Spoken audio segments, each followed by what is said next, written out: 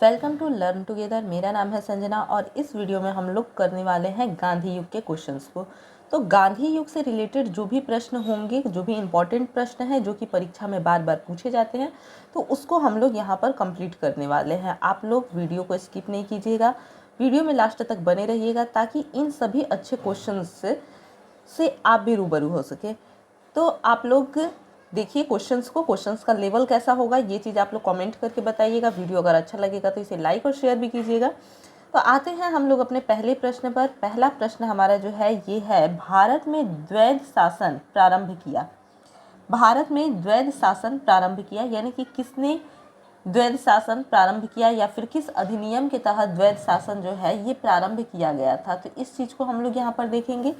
तो यहाँ हमारा जो ऑप्शन है ये है गवर्नमेंट ऑफ इंडिया एक्ट 1935 से, Morley Minto reforms 1909, Montagu Chelmsford reforms 1919 से और साइमन कमीशन 1928 से।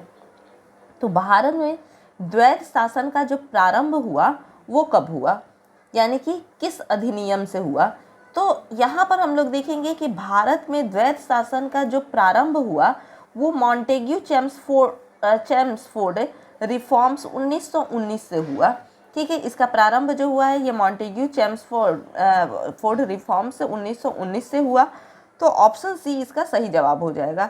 अब अगर कोई पूछ देता है कि भारत में द्वैध शासन का अंत कैसे हुआ, यानी कि ख़त्म कैसे हुआ, शुरू कैसे हुआ, ये चीज़ हम लोगों को पता चला कि मॉन्टेग्यू चेम्सफोर्ड रिफॉर्म्स 1919 से शुरू होता है ये। और ये ख़त्म कैसे होता है, तो ये ख़त्म होगा गवर्नमेंट ऑफ इंडिया एक्ट 1935 में इसे ख़त्म कर दिया गया, गवर्नमेंट ऑफ इंडिया एक्ट ला करके ये द्वैध शासन को क्या किया गया, ख़त्म किया गया। और लाया कैसे गया, तो मॉन्टेग्यू चेम्सफोर्ड रिफॉर्म्स 1919 से इसे लाया गया। निम्न में से किस आंदोलन में सरदार वल्लभ भाई पटेल ने मुख्य भूमिका निभाई थी। वो कौन सा आंदोलन था जिसमें सरदार वल्लभ भाई पटेल, जो कि हमारे देश के प्रथम गृह मंत्री रहे थे, तो कौन सा आंदोलन था जिसमें सरदार वल्लभ भाई पटेल ने मुख्य भूमिका निभाई थी। तो ये बिजौलिया आंदोलन था, डांडी मार्च था, अहमदाबाद मिल मजदूर हड़ताल था या फिर बारदौली सत्याग्रह था। तो ये जो होगा option number D is right answer, Bardoli Satyagraha. Bardoli Satyagraha जो था वो सरदार वल्लभ भाई पटेल ने इसमें मुख्य भूमिका निभाई थी। किसने असहयोग आंदोलन के दौरान विदेशी कपड़ों को जलाया जाना एक निष्ठुर बर्बादी बताया था। असहयोग आंदोलन के दौरान जहां पर विदेशी चीज़ों का बहिष्कार किया जा रहा था और विदेशी कपड़ों को जलाया जा रहा था, वहीं इनमें से कौन थे जिन्होंने कहा था कि विदेशी कपड़ों को जलाया जाना एक निष्ठुर बर्बादी है, ये किसने कहा था। तो यहाँ पर हम लोग देखेंगे कि ऑप्शन के अकॉर्डिंग लॉर्ड रीडिंग ने कहा था, मोहम्मद अली जिन्ना ने कहा था, मोतीलाल नेहरू ने कहा था या फिर रविंद्रनाथ टैगोर ने कहा था। किसने कहा था कि विदेशी कपड़ों को जलाया जाना एक निष्ठुर बर्बादी है, तो रविंद्रनाथ टैगोर ने। किसने, रविंद्रनाथ टैगोर ने कहा था कि विदेशी कपड़ों को जलाया जाना एक निष्ठुर बर्बादी है। Right answer option D. Bharat छोड़ो प्रस्ताव का आलेख बनाया था। भारत छोड़ो जो आंदोलन हुआ था, तो भारत छोड़ो का प्रस्ताव जो था उसका आलेख किसने बनाया था। तो क्या जवाहरलाल नेहरू ने बनाया था, महात्मा गांधी ने बनाया था, अबुल कलाम आज़ाद ने बनाया था या फिर सरोजनी नायडू ने बनाया था। किसने भारत छोड़ो प्रस्ताव का आलेख बनाया था, तो हम लोग देखेंगे कि महात्मा गांधी थे। महात्मा गांधी ने भारत छोड़ो प्रस्ताव का आलेख बनाया था। Right answer option B. यहाँ पर गांधी युग से संबंधित प्रश्न है, क्योंकि हम लोग क्या कर रहे हैं, गांधी युग को देख रहे हैं। तो गांधी युग से जो भी संबंधित प्रश्न होंगे वो आपको यहाँ पे देखने को मिलेगा। तो यहाँ पर हम लोग देखेंगे अब कि भारत के स्वतंत्रता आंदोलन के दौरान महात्मा गांधी द्वारा स्थापित साबरमती आश्रम किस नगर के बाहर स्थित है। यानी स्वतंत्रता आंदोलन के समय महात्मा गांधी द्वारा जो साबरमती आश्रम स्थापित किया गया था वो किस नगर के बाहर है, गांधीनगर के, अहमदाबाद के, राजकोट के या फिर वर्धा के, किस नगर के बाहर है। तो जो साबरमती का आश्रम है ये अहमदाबाद नगर के बाहर है। राइट आंसर होगा ऑप्शन बी, अहमदाबाद।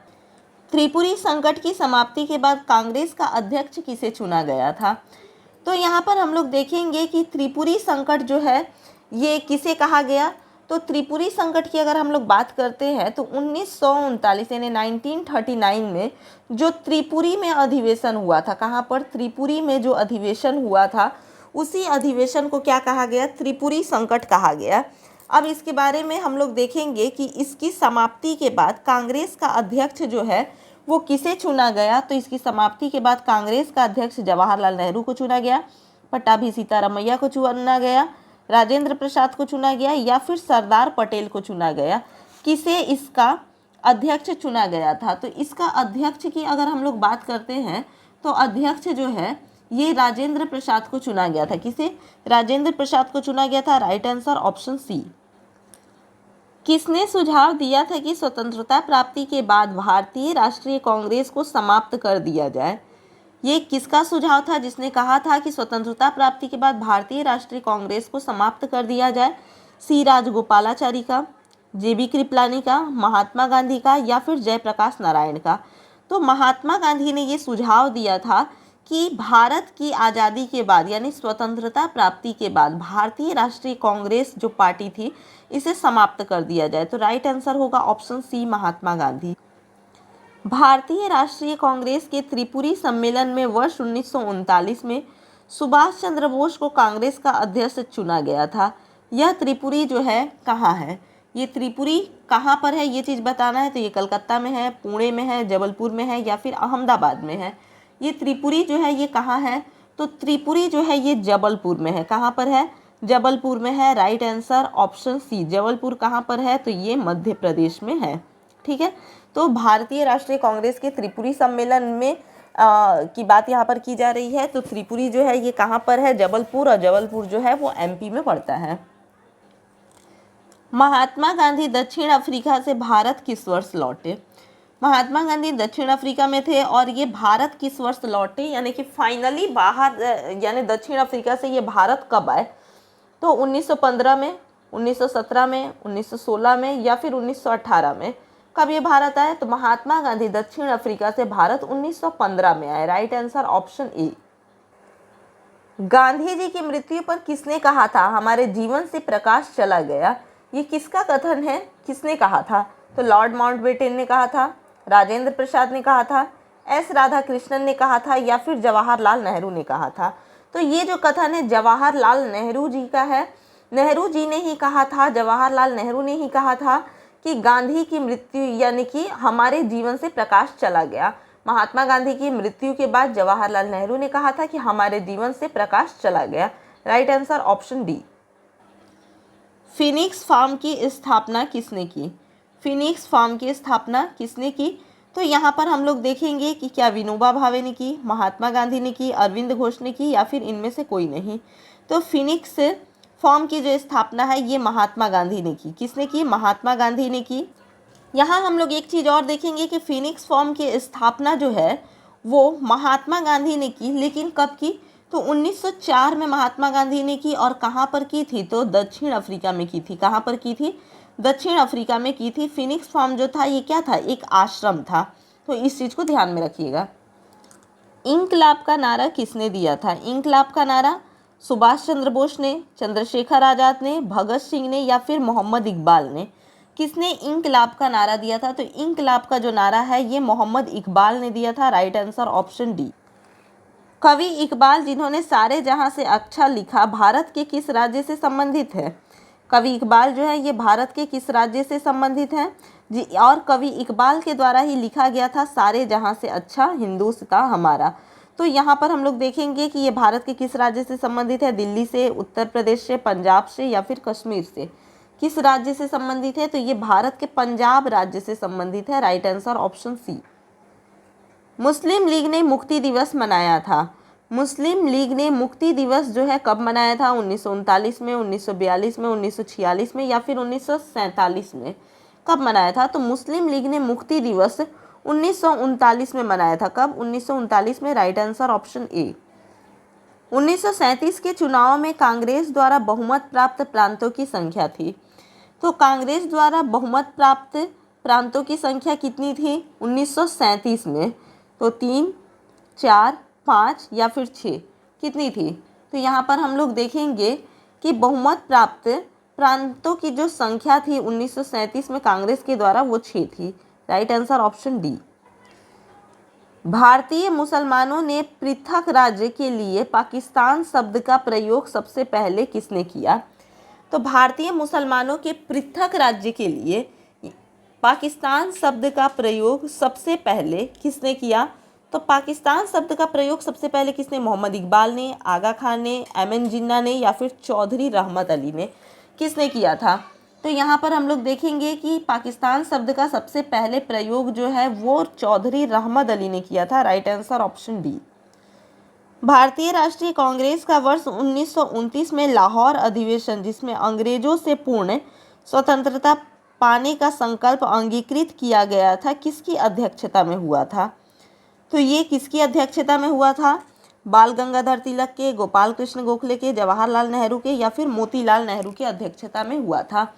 क्या चीज़ है कि 1929 में भारतीय राष्ट्रीय कांग्रेस का जो लाहौर अधिवेशन हुआ था, तो उस लाहौर अधिवेशन में स्वतंत्रता पाने का संकल्प अंगीकृत किया गया था। ठीक है, तो इसकी अध्यक्षता किसने की थी? 1929 के लाहौर अधिवेशन की अध्यक्षता किसने की थी? तो ये है जवाहरलाल नेहरू ने। किसने की थी? जवाहरलाल नेहरू ने की थी। राइट आंसर ऑप्शन सी। 1946 में बनी अंतरिम सरकार में राजेंद्र प्रसाद के पास कौन सा विभाग था?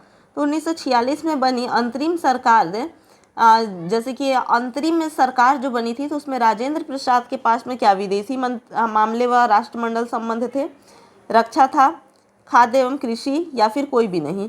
तो राजेंद्र प्रसाद के पास में खाद्य एवं कृषि मंत्रालय था। Right answer option C. वर्ष 1939 में कांग्रेस को छोड़ने के पश्चात सुभाष चंद्र बोस ने किस दल की स्थापना की थी? तो 1939 के त्रिपुरी अधिवेशन में जब सुभाष चंद्र बोस ने अधिवेशन से यानी अपनी अध्यक्षता से इस्तीफा दिया, तो उसके बाद उन्होंने कांग्रेस से इस्तीफा देने के बाद किस दल की स्थापना की? तो Indian freedom party, Azad Hind फौज, रेवोल्यूशनरी फ्रंट या फिर फॉरवर्ड ब्लॉक, किसकी स्थापना की थी? तो सुभाष चंद्र बोस ने फॉरवर्ड ब्लॉक की स्थापना की थी। Right answer option D. वर्ष 1946 में गठित अंतरिम कैबिनेट की अध्यक्षता किसने की? 1946 में जो अंतरिम कैबिनेट हुई थी, तो उसकी अध्यक्षता किसने की थी? राजेंद्र प्रसाद ने, जवाहरलाल नेहरू ने, वल्लभ भाई पटेल ने या फिर सी राजगोपालाचारी ने? किसने इसकी अध्यक्षता की थी? तो इसकी अध्यक्षता जो है वो जवाहरलाल नेहरू ने की थी। किसने? जवाहरलाल नेहरू ने की थी। राइट आंसर हो जाएगा option number B, Jawaharlal Nehru ने। किसने प्रसिद्ध चिटगांव शस्त्रागार धावे को आयोजित किया था? प्रसिद्ध चिटगांव शस्त्रागार धावे को आयोजित किया था लक्ष्मी सहगल ने, सूर्य सेन ने, बटुकेश्वर दत्त ने या फिर जी.एम. सेनगुप्त ने? किसने किया था? तो यहाँ पर सही जवाब जो होगा ये होगा ऑप्शन बी, सूर्य सेन ने। हंटर आयोग की नियुक्ति की गई थी। हंटर आयोग की नियुक्ति कब की गई थी? काल कोठरी घटना के बाद, जलियांवाला बाग हत्याकांड के बाद, 1857 के विद्रोह के बाद या फिर बंगाल के विभाजन के पश्चात? तो हंटर आयोग जो है इसकी नियुक्ति कब की गई थी? तो हंटर आयोग की नियुक्ति जो है ये जलियांवाला बाग हत्याकांड के बाद की गई थी। तो हंटर आयोग जो है ये जलियांवाला बाग हत्याकांड से संबंधित है। तो राइट आंसर ऑप्शन बी होगा। भारत के विभाजन का बाल्कन प्लान उपजा था। तो बाल्कन प्लान जो है वो किसके दिमाग की उपज थी? डब्ल्यू चर्चिल के मस्तिष्क का, एम.एन. जिन्ना के मस्तिष्क का, लॉर्ड माउंटबेटन के मस्तिष्क का या फिर वी.पी. मेनन के मस्तिष्क का?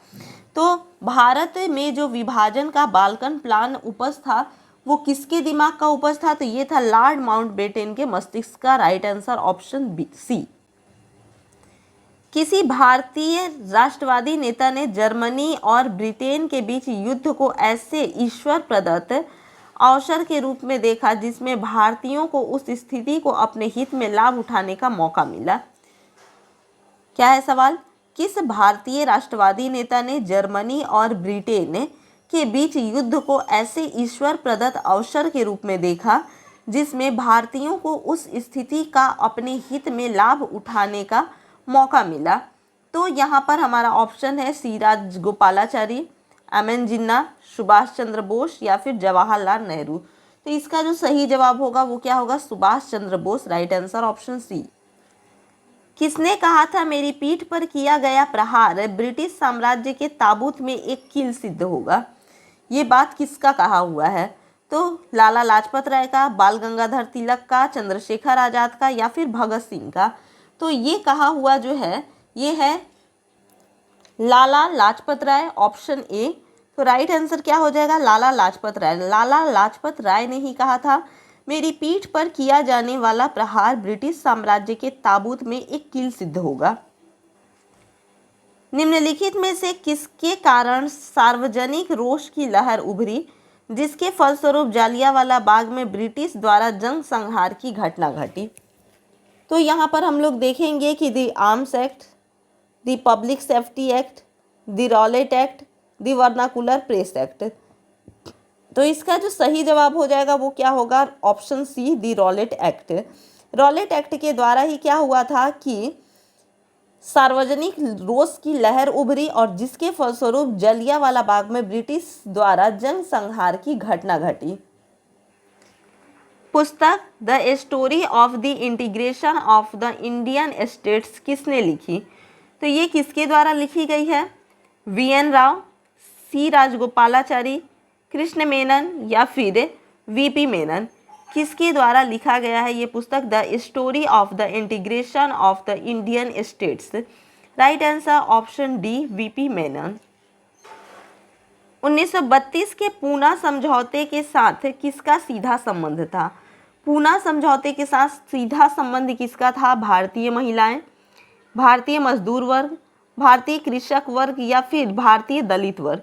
तो इनका सीधा संबंध जो था वो था भारतीय दलित वर्ग। Right answer option D. भारतीय स्वतंत्रता संघर्ष के दौरान निम्नलिखित में से किसने फ्री इंडियन लीजन नामक सेना बनाई? फ्री इंडियन लीजन नामक सेना किसने बनाई थी? तो ये लाला हरदयाल ने बनाई थी, रास बिहारी बोस ने बनाई थी, सुभाष चंद्र बोस ने बनाई थी या फिर वी.डी. सावरकर ने बनाई थी? किसने बनाई थी? तो फ्री इंडियन लीजन नामक जो सेना है ये सुभाष चंद्र बोस ने बनाई थी। किसने? सुभाष चंद्र बोस ने। Right answer option C. Gandhi ji ने निम्नलिखित अनुयायियों में से कौन पेशे से एक शिक्षक थे? निम्नलिखित अनुयायियों में से कौन पेशे से एक शिक्षक थे? AN. Sinha, Brajkishore Prasad, JB. Kripalani या फिर राजेंद्र प्रसाद? कौन थे जो कि पेशे से एक शिक्षक थे? तो जे.बी. कृपलानी इनमें जो थे ये पेशे से एक शिक्षक थे। Right answer option C. वर्ष 1928 में हिंदुस्तान सोशलिस्ट रिपब्लिक एसोसिएशन यानी HSRA की स्थापना कहाँ हुई थी? तो इसकी स्थापना कहाँ हुई थी? कानपुर में, दिल्ली में, इलाहाबाद में या फिर लाहौर में? कहाँ पर इसकी स्थापना हुई थी? तो हम लोग देखेंगे कि हिंदुस्तान सोशलिस्ट रिपब्लिक एसोसिएशन की जो स्थापना है ये दिल्ली में हुई थी। कहाँ हुई थी? दिल्ली में हुई थी। और कब हुई थी? तो 1928। यहाँ पर हम लोग देख रहे हैं 1928 में इसकी स्थापना हुई थी। Right answer option B. Jallianwala Bagh में प्रदर्शन के लिए क्यों लोग जमा हुए थे? लोग क्यों जमा हुए थे जालियांवाला बाग में प्रदर्शन के लिए? तो गांधी जी व लाला लाजपत राय की गिरफ्तारी के प्रति विरोध प्रदर्शन करने के लिए, किचलू व सत्यपाल के बंदी बनाए जाने के विरोध में प्रदर्शन करने के लिए, वैशाखी की प्रार्थना के लिए, पंजाब सरकार के अमानवीय कार्यकलापों के प्रति विरोध प्रकट करने के लिए? तो इसका जो सही जवाब होगा वो क्या हो जाएगा कि किचलू और सत्यपाल के बंदी बनाए जाने के विरोध में प्रदर्शन के लिए। तो राइट आंसर ऑप्शन बी। 1942 में आंदोलन में डॉक्टर राजेंद्र प्रसाद को किस जेल में कैद रखा गया था? 1942 का जो आंदोलन हुआ था जिसमें डॉक्टर राजेंद्र प्रसाद को जेल में कैद किया गया था, तो वो किस जेल में कैद थे? बांकीपुर जेल में, हजारीबाग जेल में, कैंप जेल में या फिर भागलपुर जेल में? किस जेल में उनको कैद किया गया था? तो इन्हें बांकीपुर जेल में कैद किया गया था। Right answer option A. Jayaprakash Narayan किस पार्टी से जुड़े थे? जयप्रकाश नारायण जो है ये किस पार्टी से जुड़े हुए थे? तो ये जस्टिस पार्टी से जुड़े थे, कम्युनिस्ट पार्टी से थे, सोशलिस्ट पार्टी से थे या फिर किसान सभा से थे? तो जयप्रकाश नारायण जो थे ये सोशलिस्ट पार्टी से थे। Right answer option C. Bharat छोड़ो आंदोलन कब प्रारंभ हुआ? तो भारत छोड़ो आंदोलन जो है ये 9 अगस्त 1942 को प्रारंभ हुआ, 10 अगस्त 1942 को, 15 अगस्त 1942 को या फिर 16 अगस्त 1942 को, कब ये प्रारंभ हुआ? तो भारत छोड़ो आंदोलन जो है ये 9 अगस्त 1942 को प्रारंभ हुआ। राइट आंसर ऑप्शन ए। वर्ष 1946 में आज़ाद हिंद फौज के लाल किले में दिल्ली के मुकदमे की पैरवी निम्नलिखित में से किसने नहीं की थी? वर्ष 1946 में आज़ाद हिंद फौज के लाल किले में दिल्ली के मुकदमे की पैरवी निम्न में से किसने नहीं की थी? जिसने पैरवी नहीं की थी उसका नाम बताना है। तो भूला भाई देसाई, पंडित जवाहरलाल नेहरू, सरदार वल्लभ भाई पटेल या फिर डॉक्टर कैलाश नाथ काटजू। तो इसमें से कौन थे जिन्होंने इसकी पैरवी नहीं की थी? तो हम लोग देखेंगे कि सरदार वल्लभ भाई पटेल जो थे उन्होंने पैरवी नहीं की थी। तो राइट आंसर ऑप्शन सी। वह व्यक्ति जिसने 4 अप्रैल 1919 को दिल्ली की जामा मस्जिद के प्रवचन मंच से हिंदू मुस्लिम एकता पर भाषण दिया, वे कौन थे? महात्मा गांधी थे, मदन मोहन मालवीय थे, लाला लाजपत राय थे या फिर स्वामी श्रद्धानंद थे? कौन थे जिन्होंने 4 अप्रैल 1919 को दिल्ली की जामा मस्जिद के प्रवचन मंच से हिंदू मुस्लिम एकता पर भाषण दिया था? तो ये कोई और नहीं, स्वामी श्रद्धानंद थे। कौन थे? स्वामी श्रद्धानंद थे। Right answer option D. British सरकार ने महात्मा गांधी को जो उपाधि दी थी और उन्होंने असहयोग आंदोलन में वापस कर दी थी, वह उपाधि कौन सी थी? यानी ब्रिटिश सरकार ने महात्मा गांधी को एक उपाधि दी थी और उन्होंने असहयोग आंदोलन के समय उस उपाधि को वापस कर दिया था, तो वो उपाधि कौन सी थी? हिंद केसरी, केसर-ए-हिंद, राय बहादुर या फिर द राइट ऑनरेबल। क्या उपाधि दी थी? इन्होंने हिंद केसरी की उपाधि दी थी। किसकी? हिंद केसरी की उपाधि दी थी। राइट आंसर ऑप्शन ए। सॉरी, यहाँ पर हमारा जो ऑप्शन होगा वो क्या होगा? हिंद केसरी नहीं होकर के क्या हो जाएगा? यहाँ पर केसर-ए-हिंद होगा। क्या होगा? केसर-ए-हिंद होगा। तो ब्रिटिश सरकार ने महात्मा गांधी को जो उपाधि दी थी और जिसे उन्होंने असहयोग आंदोलन में वापस कर दिया था, तो वो केसर-ए-हिंद की उपाधि थी। Right answer option B. निम्नलिखित में किस पार्टी ने भारत छोड़ो आंदोलन का समर्थन नहीं किया था?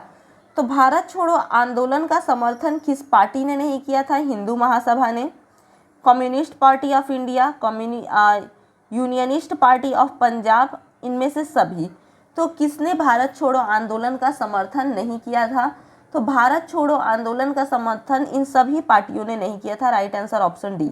हिंदू सभा ने भी, कम्युनिस्ट पार्टी ऑफ इंडिया ने भी और यूनियनिस्ट पार्टी ऑफ पंजाब ने भी भारत छोड़ो आंदोलन का समर्थन नहीं किया था। निम्नलिखित को कालक्रमानुसार व्यवस्थित कीजिए और सही उत्तर का चयन नीचे दिए गए कूट से कीजिए। तो कालक्रमानुसार इसे क्या करना है? व्यवस्थित करना है। असहयोग आंदोलन, सविनय अवज्ञा आंदोलन, खिलाफत आंदोलन और भारत छोड़ो आंदोलन। तो सबसे पहले कौन सा हुआ था यहाँ पर? तो सबसे पहले की अगर हम लोग बात करते हैं तो यहाँ पर सबसे पहले जो हुआ था वो खिलाफत आंदोलन हुआ था। कौन सा हुआ था? खिलाफत आंदोलन। उसके बाद से कौन हुआ था? असहयोग आंदोलन। इसके बाद से सविनय अवज्ञा आंदोलन और इसके बाद से भारत छोड़ो आंदोलन। तो यहाँ पर हम लोग देखेंगे कि ये जो ऑप्शन है ये किस में है? 3, 1, 2, 4।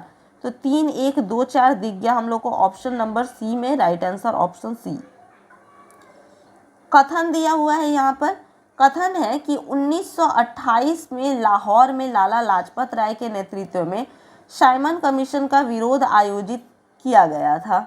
1928 में लाहौर में लाला लाजपत राय के नेतृत्व में साइमन कमीशन का विरोध आयोजित किया गया था। ये चीज़ सही है या फिर गलत है? ठीक है, तो यहाँ पर हम लोग देखेंगे कि ये हम लोगों को तो सही लग रहा है कि हाँ ऐसा किया गया था। दूसरा हम लोग देखेंगे इसका कारण है साइमन कमीशन में एक भी भारतीय सदस्य नहीं था।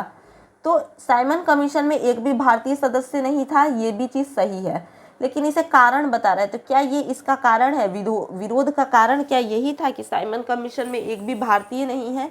तो जी हाँ, ये क्या हो जाएगा? कारण जो इसका दिया हुआ है साइमन कमीशन में एक भी भारतीय नहीं थे, तो ये सही है। तो यहाँ पर हमारा क्या हो जाएगा? ए और आर दोनों सही है, यानी ए और आर दोनों सही है तथा आर जो है वो ए का सही स्पष्टीकरण है, तो ये सही है। तो राइट आंसर क्या हो जाएगा? Option A. व्यक्तिगत सत्याग्रह में विनोबा भावे को प्रथम सत्याग्रही चुना गया था। दूसरा सत्याग्रही कौन था? तो पहला सत्याग्रही जो थे वो विनोबा भावे थे। तो दूसरे सत्याग्रही कौन थे? सरदार वल्लभ भाई पटेल, पंडित जवाहरलाल नेहरू, श्रीराज गोपालाचारी या फिर डॉक्टर राजेंद्र प्रसाद। कौन थे दूसरे सत्याग्रही? तो दूसरे सत्याग्रही जो थे वो थे पंडित जवाहरलाल नेहरू। तो पहले सत्याग्रही कौन थे? विनोबा भावे, और दूसरे सत्याग्रही जो थे वो थे Pandit Jawaharlal Nehru. Right answer option B. निम्न आंदोलनों में से किस एक के साथ अरुणा आसफ अली का संबंध भूमिगत कार्यकलापों में महिला संगठनकर्ता के रूप में था? तो यहाँ हम लोग देखेंगे कि वो सविनय अवज्ञा आंदोलन में था, असहयोग आंदोलन में था, भारत छोड़ो आंदोलन में था, या फिर स्वदेशी आंदोलन में था। किस में था? तो ये चीज हो जाएगा कि ये भारत छोड़ो आंदोलन में था। किस में था? भारत छोड़ो आंदोलन में। Right answer option C. निम्नलिखित में से कौन सा कथन पूना पैक्ट 1932 के संदर्भ में सही है? पूना पैक्ट 1932 के संदर्भ में सही है। तो सरकारी नौकरियों में दलितों को समुचित प्रतिनिधित्व, प्रांतीय विधानमंडलों में दलीय वर्ग के लिए स्थानों का आरक्षण, केंद्रीय विधानमंडलों में दलीय वर्ग के लिए स्थानों का आरक्षण, और संयुक्त निर्वाचन मंडल पद्धति की स्वीकृति। तो इनमें से क्या होगा? तो यहाँ पर हम लोग देखेंगे कि जो हमारा सही जवाब होगा, तो सही जवाब हमारा होगा ऑप्शन ए, यानी कि सरकारी नौकरियों में दलितों को समुचित प्रतिनिधित्व। राइट आंसर ऑप्शन ए। सॉरी, यहाँ पे इसका जो सही जवाब होगा ये होगा ऑप्शन बी, प्रांतीय विधानमंडलों में दलित वर्ग के लिए स्थानों का आरक्षण। ये क्या था कि पूना पैक्ट 1932 के संदर्भ में इनमें से क्या सही है? तो ये सही है, प्रांतीय विधानमंडलों में दलित वर्ग के लिए स्थानों का आरक्षण। भारतीय स्वतंत्रता संग्राम के संदर्भ में कांग्रेस का हरिपुरा अधिवेशन 1938 एक मील का पत्थर था। क्यों मील का पत्थर था? क्योंकि इसमें ब्रिटिश साम्राज्य के विरुद्ध युद्ध की घोषणा की गई, इसमें जवाहरलाल नेहरू को भावी प्रधानमंत्री के रूप में प्रस्तुत किया गया, इसमें योजना आयोग की अवधारणा को प्रस्तुत किया गया, इसमें कांग्रेस ने भारत सरकार अधिनियम 1935 को अपनी मंजूरी दी। तो इसमें क्या हो जाएगा? तो यहाँ पर ऑप्शन सी सही होगा, इसमें योजना आयोग की अवधारणा को प्रस्तुत किया गया। महात्मा गांधी ने हिंद स्वराज में रेलवे की आलोचना की क्योंकि रेलवे है। क्यों आलोचना की? क्योंकि रेलवे है। प्लेग जीवाणु महामारी का वाहक, बार बार पड़ने वाले अकालों दुर्भिक्षों का साधन, समाज में वर्ग भेद बढ़ाने के लिए उत्तरदायी, दुर्घटनाओं का वाहन। तो इसमें से क्या था जिसके कारण महात्मा गांधी ने रेलवे की आलोचना की थी? तो यहाँ पे कूट की मदद से सहायता हम लोगों को आंसर देना है। तो प्लेग जीवाणु महामारी का वाहक है, ये सही है। बार बार पड़ने वाले अकाल दुर्भिक्षों का साधन, ये भी सही है। और समाज पर वर्ग भेद बढ़ाने के लिए उत्तरदायी, तो ये भी चीज़ सही है। तो राइट आंसर क्या हो जाएगा? ऑप्शन नंबर ए, 1, 2 और 3। रॉलेट एक्ट पारित किया गया। रॉलेट एक्ट क्यों पारित किया गया था? तो कृषि भूमि में सुधार लाने के लिए, राष्ट्रवादी एवं क्रांतिकारी क्रियाकलापों यानी गतिविधियों में कमी लाने के लिए, अनुकूल व्यापार संतुलन के लिए, या फिर द्वितीय विश्व युद्ध के अपराधियों पर मुकदमा चलाने के लिए। तो हम लोग यहाँ पर देखेंगे कि जो सही जवाब होगा ये होगा ऑप्शन नंबर बी, राष्ट्रवादियों और क्रांतिकारी की क्रियाकलापों में कमी लाने के लिए। सरदार वल्लभ भाई पटेल के नेतृत्व में शुरू हुई बारदौली सत्याग्रह की मुख्य मांग निम्नलिखित में से कौन सी थी? तो बारदौली सत्याग्रह की मुख्य मांग कौन सी थी? तो जोतने वालों को जमीन, मजदूरी की दरों में वृद्धि, नई बढ़त हुई लागत दर की वापसी, किसानों की कृषि निविष्टियों की आर्थिक सहायता प्राप्त दर पर पूर्ति। तो इनमें से कौन सा जो ऑप्शन है ये क्या है? सही है। तो यहाँ पर हम लोग देखेंगे कि ऑप्शन नंबर सी जो है इसको देखेंगे कि नई बढ़ी हुई लागत पर वापसी। तो राइट आंसर ऑप्शन सी। असहयोग आंदोलन के विषय में निम्नलिखित कथनों पर विचार कीजिए। कथन है, यह आंदोलन इससे पहले हुए किसी भी अन्य राजनीतिक आंदोलन की अपेक्षा काफ़ी बड़ी प्रबलता का था। तो क्या ये सही है? सही है। यह आंदोलन हिंदू मुस्लिम एकता को प्रोत्साहित करने में सहायक हुआ। जी सही हुआ। यह आंदोलन राष्ट्रवाद, धर्म, मध्यम वर्ग राजनीति, धर्म, सामंतवाद, कृषक असंतोष को श्रमिक वर्ग आंदोलन का मिश्रण था। जी नहीं, ये चीज गलत है। तो राइट आंसर इसमें क्या हो जाएगा, 1 और 2। तो यहाँ पर देखेंगे कि 1 और 2 कहाँ पर है, तो ऑप्शन नंबर बी में है 1 और 2। Right answer option B. यहाँ है महात्मा गांधी के सत्याग्रह के दर्शन के विषय में निम्नलिखित में से कौन सा कथन सही है। महात्मा गांधी के किसके, सत्याग्रह के दर्शन के विषय में। तो यहाँ पर कौन सा कथन जो है ये सही है, इस चीज को बताना है। तो सत्य और अहिंसा इसके 2 प्रमुख घटक हैं। सही है। सत्याग्रही बुराई का प्रतिरोध करेंगे परंतु बुरा करने वालों से घृणा नहीं करेंगे। ये भी बिल्कुल सही है। सत्याग्रही यदि आवश्यक हो तो स्वयं को और बुरा करने वालों को भी पीड़ा पहुंचाएंगे। तो ये चीज गलत है, पीड़ा नहीं पहुंचाना है। तो यहाँ पर 1 और 2 जो है ये सही है। तो यहाँ पर देखते हैं 1 और 2 कहाँ है, तो ऑप्शन डी। ऑप्शन डी में 1 और 2 है। Right answer option D. Bharat के लिए एक डोमिनियन स्टेट्स कॉन्स्टिट्यूशन के प्रारूप का प्रथम प्रयास किसकी प्रतिक्रिया में किया गया। यानी कि drafting of A dominion state constitution जो है, तो ये इसका प्रथम प्रयास जो है ये किसकी प्रतिक्रिया में किया गया। मार्लोमेंटो सुधार, मॉन्टेग्यू चेम्सफोर्ड सुधार, साइमन कमीशन या फिर पहला गोलमेज सम्मेलन। किसके, जैसे कि इसका प्रथम प्रयास जो है ये कब किया गया, यानी किसके नेतृत्व में, तो ये मॉन्टेग्यू चेम्सफोर्ड सुधार। क्या होगा, मॉन्टेग्यू चेम्सफोर्ड सुधार जो होगा उसमें ये किया गया था। Right answer option B. निम्न में से कौन सा गोलमेज सम्मेलन 1932 ईस्वी में हुआ था। 1932 ईस्वी में कौन सा गोलमेज सम्मेलन हुआ था। तो गोलमेज सम्मेलन पहला था, दूसरा था, तीसरा था या चौथा था। पहला गोलमेज सम्मेलन जो है ये 1930 में हुआ था, दूसरा 1931 में हुआ था और तीसरा जो है ये 1932 में हुआ था। तो 1932 में जो हुआ था ये कौन सा था, तो ये 3rd नंबर वाला था। कौन सा था, 3rd नंबर वाला। तो राइट आंसर ऑप्शन सी, तीसरा। गांधी जी ने दांडी समुद्र तट पर नमक कानून का उल्लंघन किया था। तो कब किया था, गांधी जी ने दांडी समुद्र तट पर नमक कानून का उल्लंघन जो है ये कब किया था। तो देखेंगे यहाँ पे 6 मार्च 1930 को, 6 अप्रैल 1930 को, 12 मार्च 1930 को या फिर 12 अप्रैल 1930 को।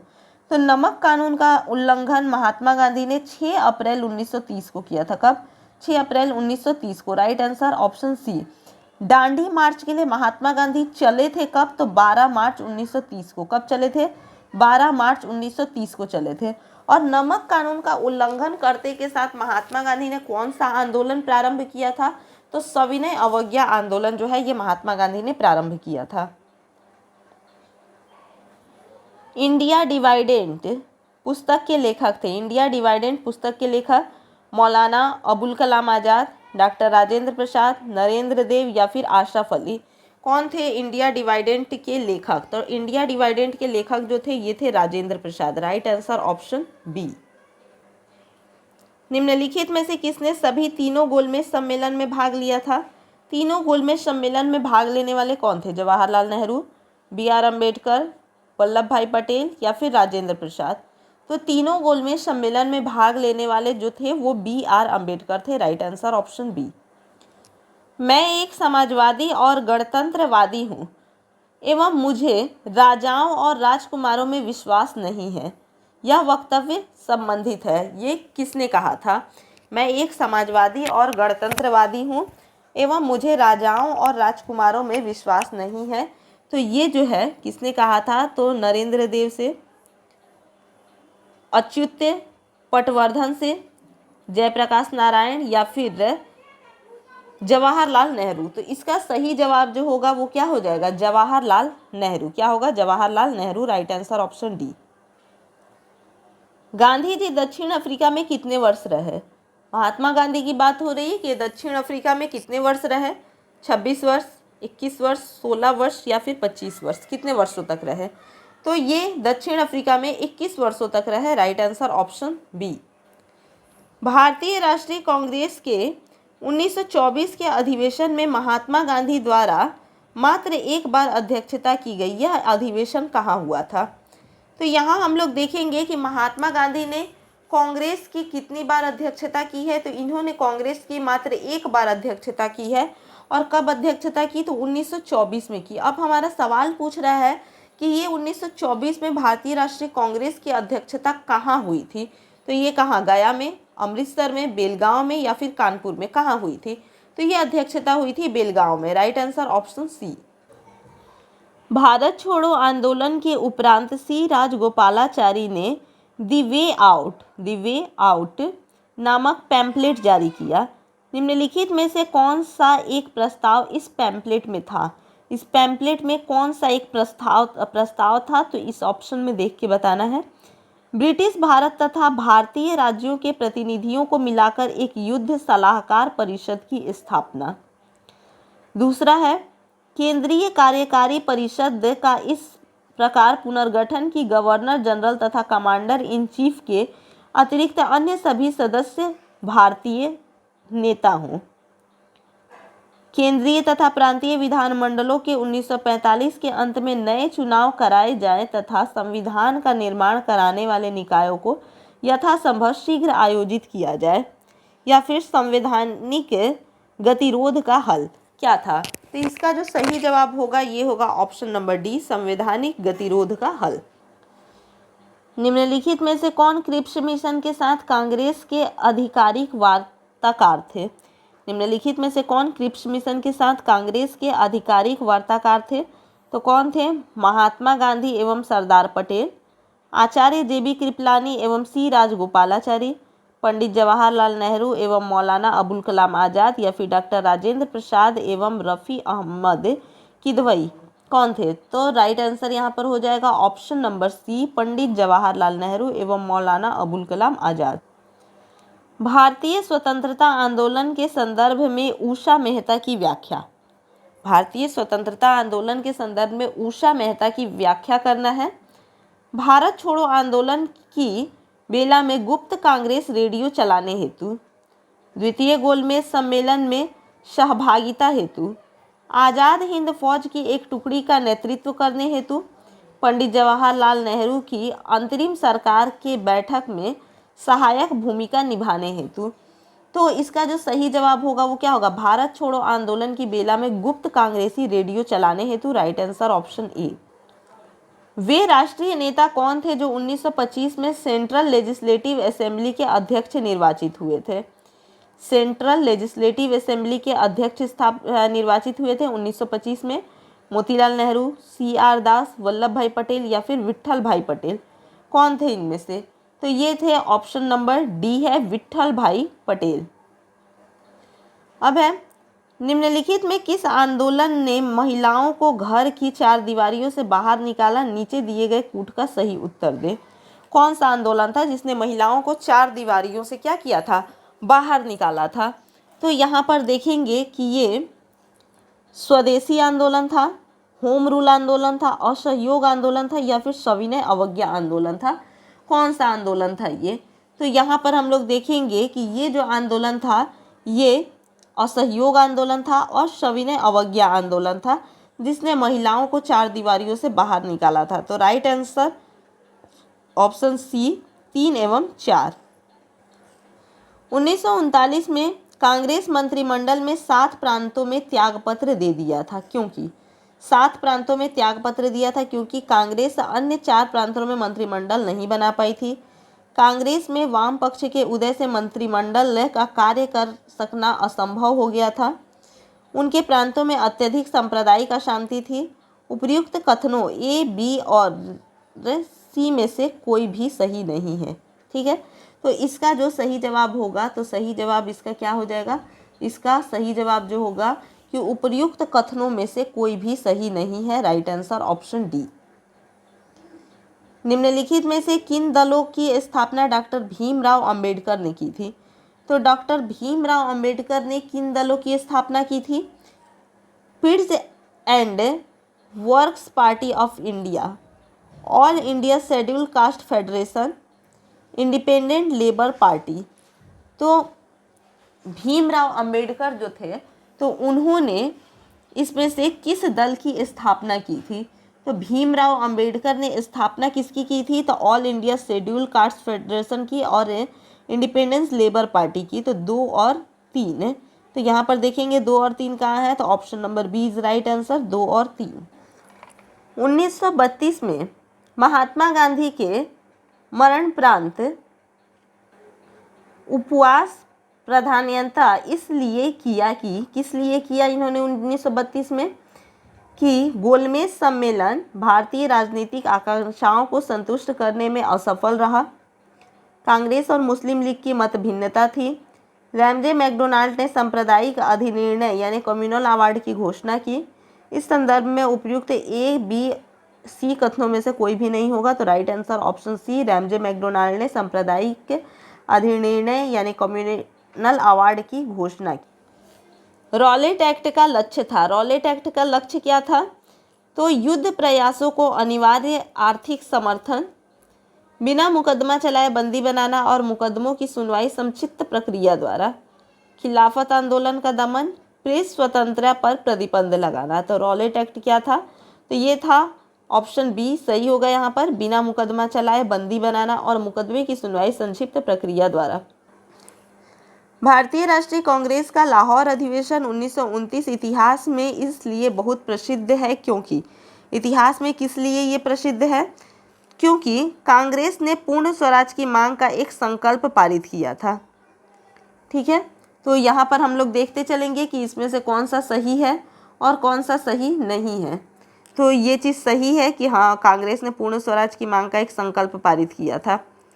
इस अधिवेशन में उग्रवादियों एवं उदारवादियों के बीच झगड़े को सुलझाया गया। तो ये चीज़ गलत है। इस अधिवेशन में द्विराष्ट्र मांग के सिद्धांत को अस्वीकार करते हुए एक संकल्प पारित किया गया था। ये भी गलत है। तो इसका जो सही उत्तर है ये सिर्फ एक है। तो देखते हैं यहाँ पर एक कहाँ है? तो ऑप्शन नंबर ए, केवल एक। राइट आंसर ऑप्शन ए। लोक सुरक्षा विधेयक पब्लिक सेफ्टी बिल 1928 का विरोध करते समय निम्नलिखित में से किसने कहा था कि यह भारतीय राष्ट्रीयता पर भारतीय राष्ट्रीय कांग्रेस पर सीधा प्रहार है और भारत की दासता का पहले नंबर का बिल है? किसने कहा था?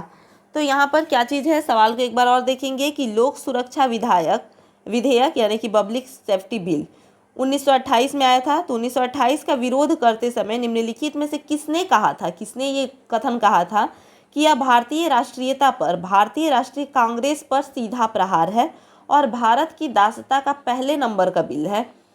तो ये कथन जो है ये किसका है? मोतीलाल नेहरू का, लाला लाजपत राय का, टी प्रकाशम का या फिर दीवान चमन लाल का? किसका ये कथन है? तो ये जो कथन है मोतीलाल नेहरू का है। Right answer option A. फरवरी 1928 में आयोजित सर्वदलीय सम्मेलन के अध्यक्ष निम्नलिखित में से कौन थे? तो कौन इसके अध्यक्ष थे? मोतीलाल नेहरू, M.A. अंसारी, सुभाष चंद्र बोस, M.K. गांधी, इनमें से कोई नहीं। तो हमारा जो सही जवाब होगा वो क्या हो जाएगा? M.A. अंसारी। क्या होगा? ऑप्शन बी होगा, M.A. अंसारी। इनमें से किसने अप्रैल 1930 में नमक कानून तोड़ने के लिए तंजौर तट पर एक अभियान संगठित किया था? तंजौर तट पर एक अभियान संगठित किया था इनमें से किसने? तो V.O. चिदम्बरम पिल्ले ने, C. राजगोपालाचारी ने, K. कामराज ने, एनी बेसेंट ने? किसने किया था? तो यहाँ पर हम लोग देखेंगे हमारा जो सही जवाब होगा ये क्या हो जाएगा? C. राजगोपालाचारी ने। Right answer option B. Mahatma Gandhi ने भारत में अपना पहला जन भाषण कहाँ दिया था? तो महात्मा गांधी ने भारत में अपना पहला जन भाषण बम्बई में, लखनऊ में, चंपारण में या फिर वाराणसी में कहाँ पर दिया था? तो इन्होंने वाराणसी में अपना पहला जन भाषण दिया था। Right answer option D. निम्नलिखित में से किसने सत्याग्रह शब्द को गढ़ा? सत्याग्रह शब्द जो है ये किसकी देन है? किसने इसे गढ़ा था? तो हरिलाल गांधी ने, महात्मा गांधी ने, रामदास गांधी ने या फिर मणिलाल गांधी ने? किसने? तो महात्मा गांधी ने। Right answer option B. दक्षिण अफ्रीका के किस रेलवे स्टेशन पर महात्मा गांधी को ट्रेन से फेंका गया था? तो कौन सा रेलवे स्टेशन था? जोहान्सबर्ग, पीटरमारिट्सबर्ग, डरबन या फिर प्रिटोरिया? तो यहाँ पर हमारा जो सही जवाब होगा ये क्या होगा? Option number B, Pietermaritzburg. निम्नलिखित में से किसने 1946 के कैबिनेट मिशन का नेतृत्व किया था? तो कैबिनेट मिशन का नेतृत्व इनमें से किसने किया था? तो ह्यू गेट्सकेल ने, सर जॉन साइमन ने, सर पैंथिस लॉरेंस ने, या फिर इनमें से कोई नहीं। तो इसका जो सही जवाब होगा option number C, sir Pethick Lawrence ने। इन व्यक्तियों में से कौन किडनी मिशन का सदस्य नहीं था? तो कौन नहीं था? विलियम वुड, फ्लोरेंस रिपोर्ट, क्लिप्स एवी, या फिर अलेक्जेंडर। कौन इनमें से नहीं था? तो right answer option A, William Wood. 15 अगस्त 1947 को निम्नलिखित में से कौन भारतीय राष्ट्रीय कांग्रेस का अध्यक्ष था?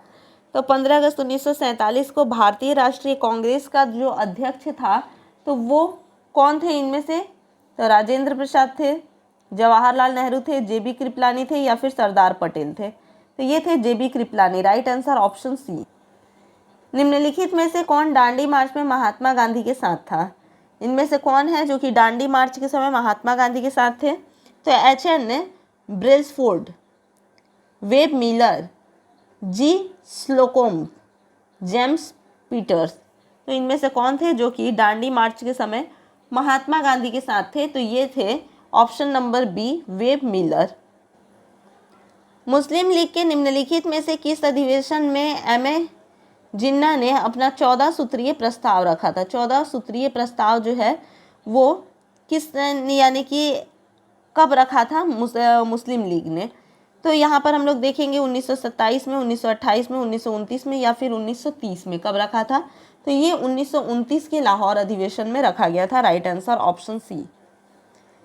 निम्नलिखित में से किस भारतीय राष्ट्रीय कांग्रेस के अधिवेशन में जवाहरलाल नेहरू ने समाजवाद को भारत की समस्याओं को हल करने की कुंजी बताई थी? लाहौर, लखनऊ, इलाहाबाद, या फिर रामगढ़। तो किस अधिवेशन में जवाहरलाल नेहरू ने समाजवाद को भारत की समस्याओं का हल करने की कुंजी बताई थी? तो ये लाहौर अधिवेशन में बताई थी। राइट आंसर ऑप्शन ए। फिनिक्स बस्ती का संस्थापक इनमें से कौन था? फिनिक्स बस्ती का संस्थापक, तो फिनिक्स बस्ती के संस्थापक महात्मा गांधी थे, B.R. अम्बेडकर थे, रविंद्रनाथ टैगोर थे, या फिर स्वामी विवेकानंद थे। कौन थे? तो इसका सही जवाब जो होगा ये होगा Mahatma Gandhi. Right answer option A. तो इसी तरह से और भी वीडियोस देखने के लिए चैनल के साथ में बने रहिएगा। वीडियो अगर आपको अच्छा लगता हो तो इसे लाइक और शेयर कीजिएगा। वीडियो को लास्ट तक देखने के लिए आप लोगों का बहुत बहुत धन्यवाद। अगर अभी तक आप लोगों ने चैनल को सब्सक्राइब नहीं किया है तो चैनल को सब्सक्राइब कर दीजिए और कमेंट करके बताइए कि वीडियो आप लोगों को कैसा लगा।